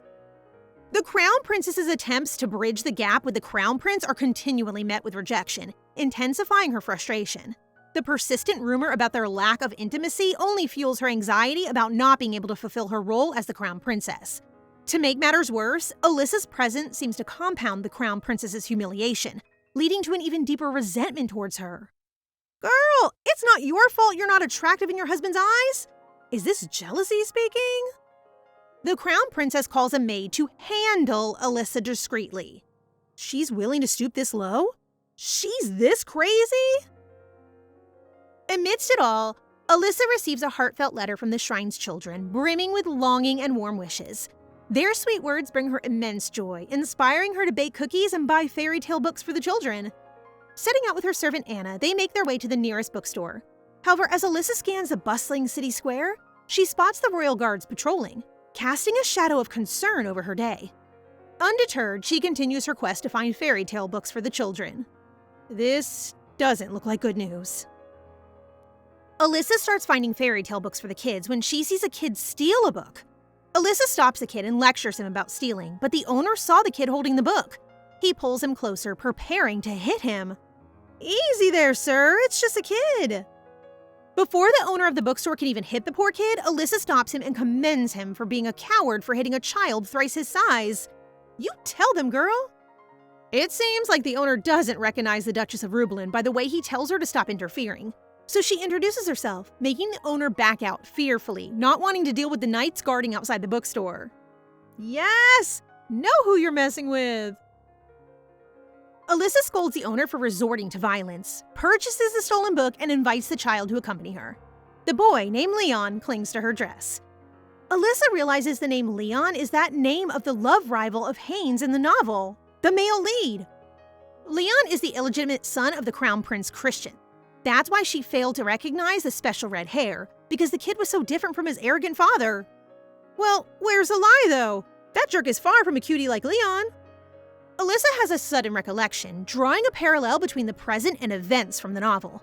In the story, the royal family's pursuit of Christian's illegitimate son is linked to the presence of the patrolling royal guards. Rose's sinister plot to eliminate Leon led to a chase by assassins, forcing him into a dire situation that unleashed his uncontrollable powers. Tragically, his powers resulted in the accidental destruction of a nearby village. Subsequently, the royal family discovered him, subjecting him to a challenging upbringing like Richard. Alyssa can't leave an orphan like Leon vulnerable. She can only think of the Pope, but the Pope has his doubts. Alyssa understands the weight of the favor she asks out of him. To hide an imperial child is burdensome. More, a child who the royal family is trying to kill. Alyssa assures the Pope that she will find evidence and asks him to trust her and accept Leon. After a short contemplation, the Pope decides if the child's in danger, she can leave him. He explains that his ability is still very dangerous, for he cannot yet control it. Indeed, how can a child control such power? He might hurt himself. Alyssa hopes that His Holiness can ignite the warmth within him, using it to kindle the fire in Leon's heart, as she sees him as the kindest soul she's ever known. Aww, Alyssa is really good with her words. Deep in thought, Alyssa is on a mission to swiftly gather evidence. Fortunately, in the novel, the Crown Princess Rose recruited the guild's mercenaries rather than the Raymore family's loyal soldiers. These money-driven mercenaries are more malleable, making it easier for Alyssa to track them down. Her deep thoughts are cut when Richard enters the room. Oh, so handsome Richard. Okay, back to the story. Alyssa talks about her day and her goal of finding the evidence. She stops herself because she thinks what she said is quite unbelievable. But Richard assures Alyssa he believes her as he grabs both her hands. The way he stares at her is so romantic. I could melt instead. The next day, Richard greets the mercenaries by kicking the doors in headquarters. Using his powers, getting the evidence was quite a piece of cake. Anything for his wifey. As the Duke prepares to leave, he becomes aware of the presence of someone. The strange man is determined to catch up with him, but before he can even approach him, Richard finds him first. He's back. It's Ansel. Richard and Count Ansel sit facing each other as they talk about what happened a while ago. Ansel is there to find out just how much Richard loves Alyssa before he confesses the truth. Richard is uneasy and a little irritated with the question, but waits to hear what Ansel has to say. The thing Ansel wanted to tell Alyssa the last time was about what he saw in the villa in Sornetti. Alyssa told Ansel to buy and fix Viscount Lohengrin's villa in Sornetti because she intended to live there after getting divorced. Ansel waited for her there only to meet the old man who introduces himself as a lifelong doctor in the villa and had been Alyssa's physician and revealed that Alyssa had died 8 years ago. As confusion clouds their minds, Richard realizes that the current Alyssa is concealing her true identity, potentially putting her in danger if the truth were to come out. Ansel is taken aback by Richard's lack of surprise, but Richard reaffirms that Alyssa is his family and his love for her remains unwavering. Aww, this level of devotion is swoon-worthy, but I can see that Richard still has many questions. Following his conversation with Ansel, Richard visits his slumbering wife. Watching her sleep, he is convinced that Alyssa didn't deceive him into marriage, as their union was arranged by Albert. Alyssa's memory loss means that Albert had lied about her true identity from the beginning. Even in death, that old man irritates me so much.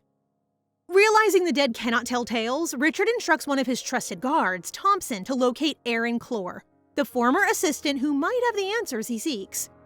Meanwhile, Rose, who is furious after receiving a letter from the guild refusing her trust, totally deserve it, she decides to take matters into her own hands.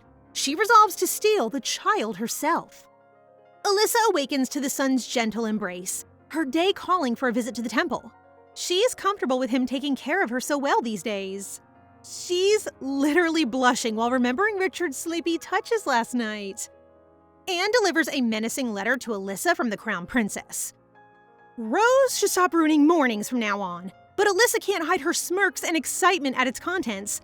The letter is a surprising invitation from the Crown Princess herself to visit the palace, and Alyssa discerns its true motive: Leon.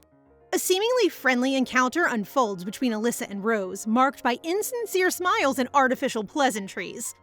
This is obviously the battle of fake smiles. Can this be any more authentic?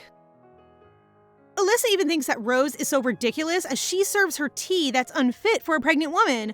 What is she doing? First Leon, now the unborn child in Alyssa's womb? Just stop, Rose. Rose shows her interest in Alyssa's charitable works to the poor children and shows her gratitude as a member of the royal family. You should be. The royal family should have done that responsibility. She also hints at gathering information, which Alyssa cunningly redirects towards securing royal family donations. Rose can't resist provoking Alyssa further, divulging the real purpose behind the tea ceremony. Leon. Alyssa feigns ignorance, stoking Rose's anger. She warns that Richard will expose Rose's actions to His Majesty, emphasizing that hiding a child related to the imperial family requires evidence. A brief exchange of insults about their origins ensues, but Alyssa emerges victorious by presenting concrete evidence of her trying to harm an innocent child. Alyssa bids Rose farewell with a disarmingly pleasant smile, concealing the battle of wills that just took place. It's a masterclass in assertive diplomacy. And that's what you call savage. Alyssa carries on with her usual routine, heading to the shrine for the kids, when unexpectedly Richard expresses a desire to accompany her and check on Leon. Richard, who had a similar childhood, might be better able to help Leon. That's why Alyssa agrees to go with him. Richard worries that the young kid knows nothing. Soon he'll discover that he has a different power than the others. Maybe Richard can help him in controlling his power. As they arrive at the shrine, the people can't help but wonder about the seemingly cold man accompanying the sweet Alyssa. Richard, can you at least smile? Even the priest walks on eggshells with you. Suddenly, the once red-haired Leon is running towards Alyssa, whom he now calls sister with blonde hair. He's been introduced to the shrine as a distant relative of the Pope, hence the disguise with a blonde wig to avoid suspicion. Alyssa wishes to speak with the Pope, leaving Leon in Richard's care. Richard, although looking a bit forlorn at her departure, cradles Leon in his arms as they head to Leon's room. Aww, his tender gesture makes me so excited for their own baby. Leon asks Richard how he knows his sister Alyssa. Richard answers they are a couple, two people who got married. Leon innocently tells Richard that he's going to marry her too. So cute. I'm gonna put him in my pocket and keep him safe forever. Amazed at how good Leon's eyes are for girls, he tells Leon he can't marry her because she's married to him. What a way to kill a child's hopes and dreams. The poor baby cries his heart out. But as a father-to-be, Richard has a little know-how on a crying kid. Candy. Leon suddenly bolts and tries to start a fire. Richard assumes he was playing with fire, but young Leon just wants to warm them up. So sweet of him.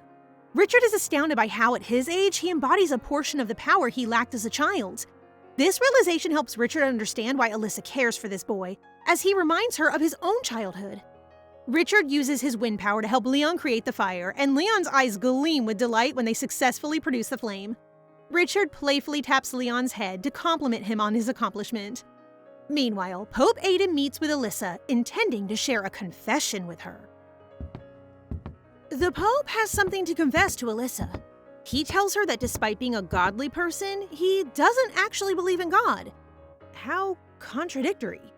He recalls that when the Duchess left Leon with him, she described him as the most upright man she'd ever seen. But now he confesses that he was not very upright, for he uses the authority of God to protect those who he wants to protect. His selfishness does not compare to the Duchess's goodwill. In his mind, the Pope thinks that the Duchess has the power to protect people without losing her own light. And so, the Pope finally asks Alyssa to help him in the temple, a request that Alyssa is more than happy to oblige. At the Rubelin residence later on, Alyssa is getting ready for bed. She notices that the nightgown she's wearing is standing out too much. She is about to change into something else, but Richard suddenly enters their room. I gotta hand it to you, Richard. You sure have great timing. He notices the slightly revealing nightgown, and the two of them end up looking like ripe tomatoes. Alyssa explains that Anne picked it up for her, but she's only now realizing that it's too thin. Richard, ever the gentleman, places a blanket around her shoulder to protect her from the cold.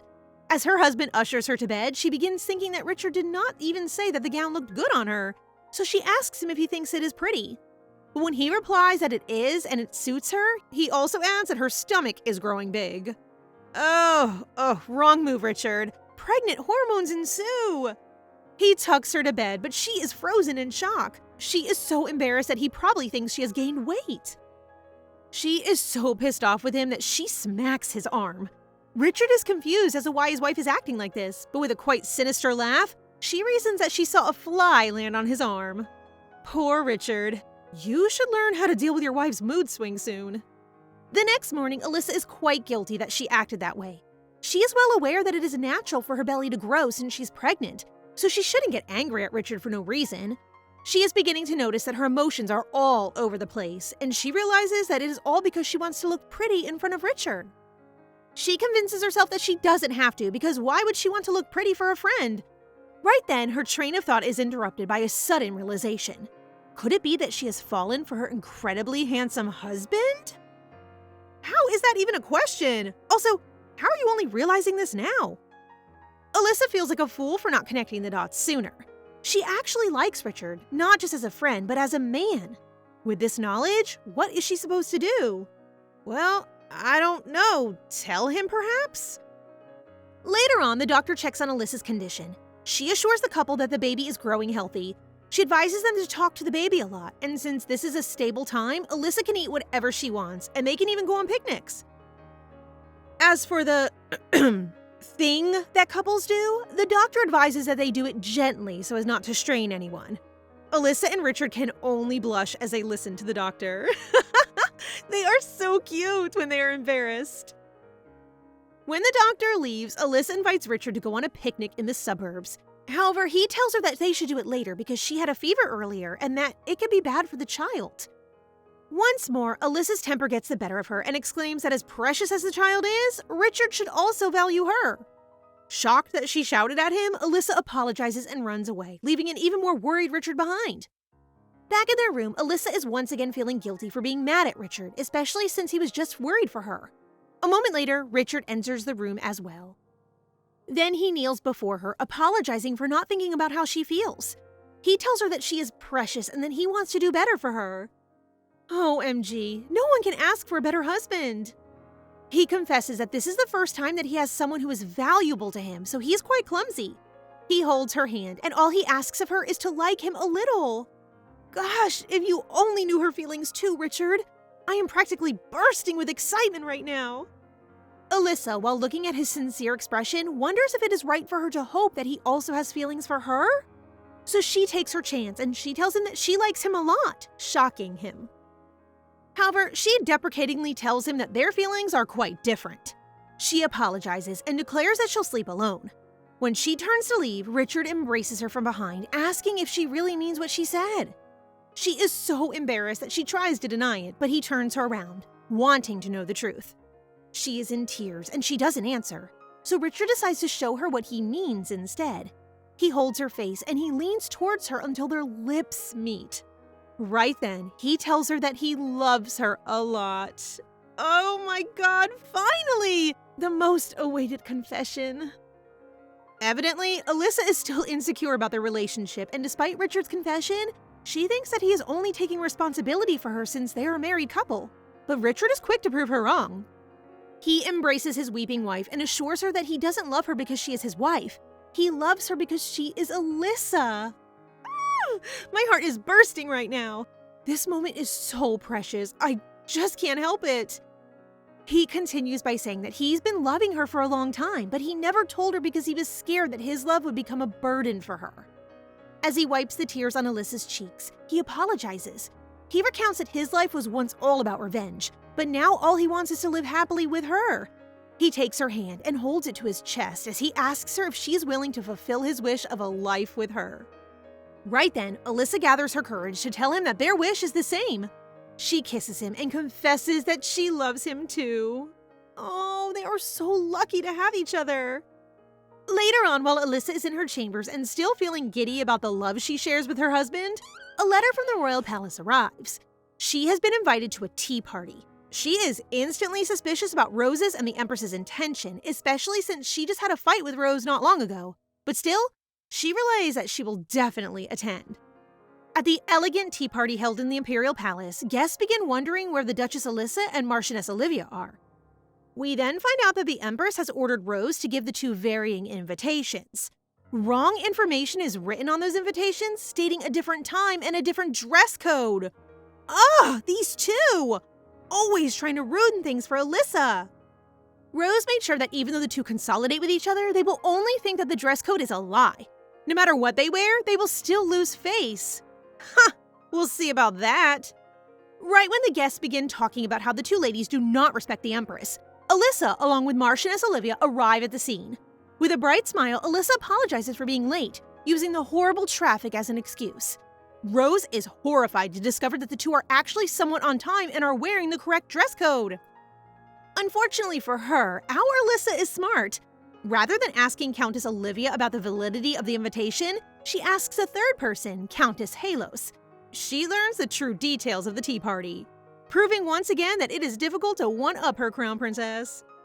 Alyssa feigns confusion before the guests about the strange details in her invitation.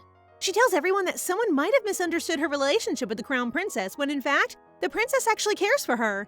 At this point, the crown princess turns to the maid whom she ordered to write the letter, and she smacks her in the face, all so she will not be blamed for the mishap. Meanwhile, Richard meets with his grandfather's old aide. After he is congratulated for having a child on the way, Richard instantly asks him where his grandfather took Alyssa. The aide replies that he doesn't know all the details except that the late Duke brought Alyssa from somewhere. He was then ordered to disguise the young Mrs. Identity with an appropriate family name. He explains that that night, in the forest of the sacred trees, the late Duke separated from them, carrying Alyssa. The Duke was looking for a wise man, a name given to those who had become one with the sacred tree. When Richard asks him why his grandfather wants to find the wise man, the aide is also clueless, but he does tell him that the late Duke thought that he had found the answer. Richard is bewildered because what could he possibly mean by that? Ooh, we love a good mystery! At this point, we are all dying to know who Alyssa really is! Richard knows that there must be some kind of clue in the forest of the sacred trees, so he orders Thompson to research about the forest. As for Alyssa, the founding festival is just a few days away, so she is busy giving out goods and items to the temple. Suddenly, she sees a child pulling out various flowers in the garden, only to discover that it's Leon. The adorable kid is happy to see her and greets her with a bright smile. He claims that he is pulling out weeds, but he is pulling out more flowers than grass. But it doesn't matter. He seems to be enjoying it, even though he is practically murdering the plants. You're lucky you're so cute, Leon. Alyssa then encourages Leon to wash up, otherwise the crow will come and ask to be his friend. Rather than be afraid, Leon actually wants to be friends with the crow, so he refuses to wash up. Alyssa has to chase after him as he runs around pretending to be a bird. Ah, cuteness overload. But then the moment is ruined because, unfortunately, Leon ends up bumping into Crown Prince Christian. Leon instantly goes to her for comfort, especially because the prince begins ranting about his suit getting dirty. Ugh, what a diva! Get over yourself! Even though Leon says he's sorry, the prince still insults him. Well, I'm not so surprised that he's picking a fight with a literal child because he has the mental capacity of one. Alyssa has no choice but to apologize on behalf of Leon. Despite that, the prince continues to speak his bigoted thoughts, calling Leon's father and mother stupid. Ha! If you only knew that you are literally insulting yourself right now, Christian! However, the mention of his mother angers Leon. Sparks of fire begin forming in his hand, all because the prince called his mother stupid. Alyssa panics, not wanting Christian to learn about Leon's identity, so she grasps Leon's hand without a second thought. Thankfully, the fire is put out after a faint blue light appears from her hand for a second. It is a good thing that the prince is too much of an airhead to notice what just happened. When Christian leaves to meet with the Pope, Leon apologizes for hurting her. She assures him that she wasn't hurt at all, but she asks him not to use fire on other people. Now that they are out of that situation, Alyssa finally notices that her hands aren't burned at all. Does this mean what I think it means? Right then, Richard arrives, and Leon happily goes to him. Even though the child is still covered in dirt, he lifts him up into his arms. Seeing him care so much about Leon makes Alyssa smile warmly. The two of them look like father and son. When Leon is finally clean, he notices that Alyssa's belly is growing. He thinks that it is because she ate too much, but Alyssa fondly explains that there's a baby in her belly.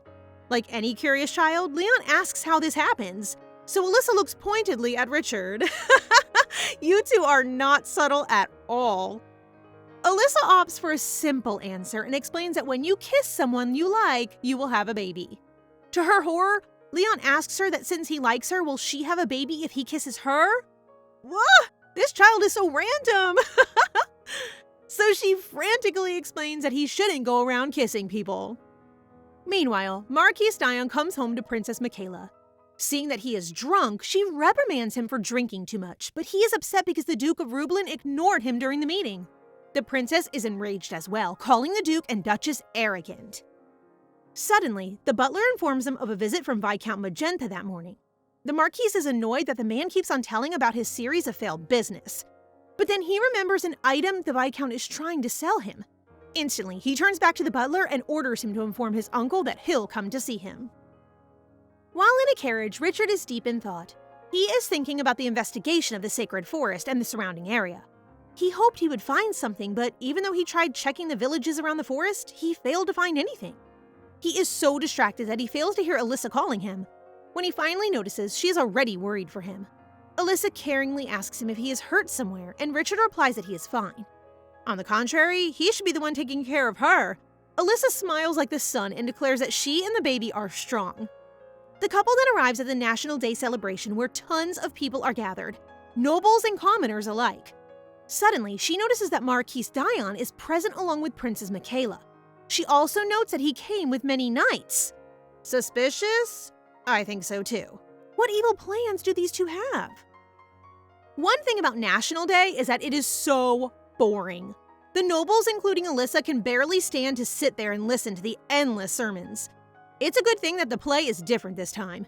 It talks about how the goddess gave her 3 children powers to defeat the Demon King and bring peace to the humans. The children became masters of their own families, but they couldn't defeat the Demon King until Kairat, who has the red flame powers, helped them. Together, the 4 of them killed the Demon King. Soon after, Kairat is crowned the emperor. But peace does not last, for the demon clans regain their strength. Arian of the Sariot family sacrificed himself to protect the first emperor, the one she loved. She made a purified lake on the polluted land to block the demons trapped there. Unknowingly, tears begin to flow down Elisha's cheeks as she watches on. Richard is concerned, but she tells him that she's just really into the story. However, out of nowhere, chaos suddenly ensues. Monsters are attacking the shrine. There's pandemonium as everyone attempts to escape. Richard is by Elisha's side in an instant, leading to her safety. But then she notices that the commoners have no one to protect them, so she begs Richard to go and help them. However, Richard wants to keep her safe first, so she convinces him that she has Thompson with her and that he'll keep her safe. Reluctantly, Richard goes to do as she says, but not before telling her that he'll be right back. Richard uses the control of the air around them to help out as much as he can, killing the monsters with much precision. However, he can't help but notice that it is strange that monsters go all the way there when they rarely ever leave the forest. Meanwhile, Thompson is doing his best to guide Elisha to safety, but suddenly, more and more monsters descend on them. He does his best to fight them off. However, one is heading towards Elisha. Thompson has no time to do anything other than protect Elisha with his own body, getting injured in the process. Oh no, Thompson! When he hears Elisha scream, Richard's attention goes to her in an instant. Seeing his wife in trouble and fearing for her life, a dark aura engulfs him. The air he wields is now dark, and straight away, all the monsters in the area are no more. When the monsters are all dead and Richard has descended from the air, Elisha is frightened to see her husband that way. She goes straight to him and embraces him, asking him to wake up. A bright light appears from her hand, and suddenly, Richard is back to normal. OMG! We really are close to learning the truth. Elisha is in tears as she holds her husband's face, worrying about him. He then wraps her in his arms and assures her of her safety. Meanwhile, the Emperor is more than angry. He is fuming. The celebration is ruined because of the attack. He gives credit to Marquis Dion's knight for helping in the situation. What? It was all Richard! He defeated all those monsters! This Emperor is so clueless! That is the time that the Marquis and the Princess begin their devious plan by expressing concern for the commoners who have no protection from the monsters. The Marquis informs the Emperor of a monster-fighting perfume that his uncle, Viscount Magenta, has created. Apparently, it is meant to repel monsters, and so the Emperor gives his permission to sell items to the people.